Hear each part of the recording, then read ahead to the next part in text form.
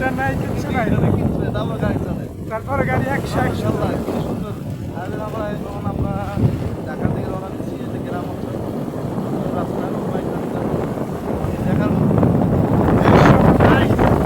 সত্যি দেখে সত্যি ভালো লাগে। আপনার কি বলেন? ভালো ভালো, অনেক সুন্দর লাগে দৃশ্য।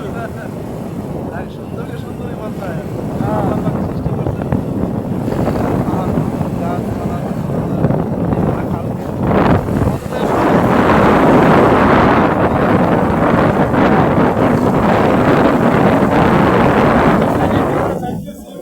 অল্প কিছুক্ষণ সময় লাগবে নদীর ছেড়ে যেতে, 2 থেকে 3 মিনিট সময় লাগবে, তারপরে আমরা পৌঁছে যাবো।